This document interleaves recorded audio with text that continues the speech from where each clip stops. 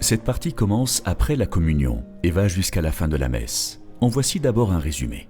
Dimanche prochain aussi, on commencera les inscriptions pour le Mont-Saint-Michel. L'assemblée s'est nourrie aux 2 tables de la parole puis de l'Eucharistie. Vient alors la dernière partie de la messe, les rites de conclusion. Juste avant ces rites, le prêtre ou ceux qui l'y invitent font quelques annonces sur la vie paroissiale. Dieu très bon reste auprès de ton peuple. Après ces annonces, le prêtre étend de nouveau les mains pour invoquer Dieu et après la réponse de l'assemblée, bénit le peuple selon une formule trinitaire. Le Père, le Fils. S'il y a un diacre, c'est lui qui envoie l'assemblée dans la paix du Christ. Allez dans la paix de L'assemblée, en réponse, rend grâce. Le prêtre et le diacre baisent l'autel, comme au début de la messe, pour exprimer leur communion au mystère eucharistique, dont l'autel est le symbole permanent au cœur des églises, puis repartent en procession. Le peuple sort de l'église après un dernier chant qui exprime la communion unissant les fidèles.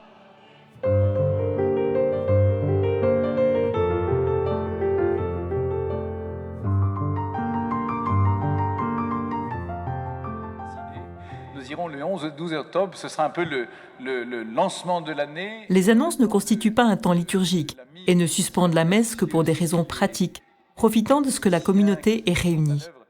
C'est pourquoi les annonces sont faites depuis un autre lieu que l'ambon ou l'autel, par exemple le siège du célébrant.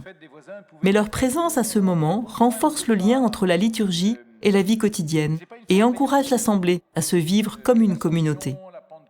Le prêtre ou les personnes qui l'invitent peuvent indiquer des rendez-vous liturgiques, caritatifs ou conviviaux, expliquer ou informer. Je voudrais faire un appel pour que tous les paroissiens, autant qu'il est possible, participent. Le Seigneur soit avec vous. Comme avant chaque moment décisif de la messe, le prêtre formule le plus beau souhait que l'on puisse faire. Que Dieu fasse en vous sa demeure, comme il l'a promis.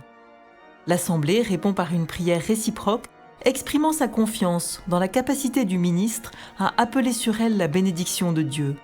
Car c'est Dieu qui bénit, par son Fils et dans l'Esprit.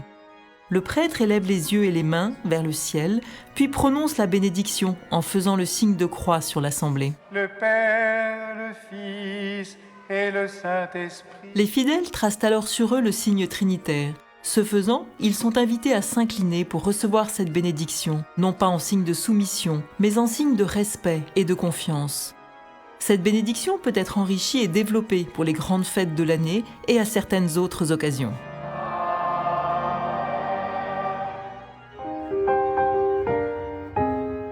Allez dans la paix de Christ. À la fin de la messe, le diacre renvoie le peuple.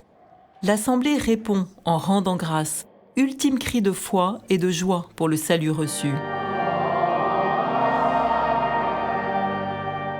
Ce temps de l'envoi, qui est très bref, est pourtant aussi essentiel que les autres moments de la messe. C'est lui qui a donné son nom à la messe, puisque le latin « ite missa est », d'où vient le mot « messe », signifie « Allez, le congé vous est donné ».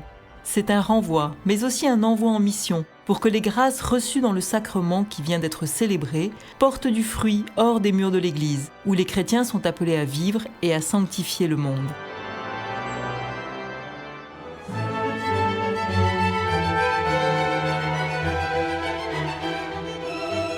De même que le Père a envoyé son Fils pour notre salut, et que celui-ci, revenu au Père, a envoyé son Esprit qui fait de nous des fils, les chrétiens sont envoyés au monde pour participer à la mission divine et entrer dans les relations éternelles de la Trinité, jusqu'au jour dernier, qui sera une éternelle liturgie dans le sein du Père.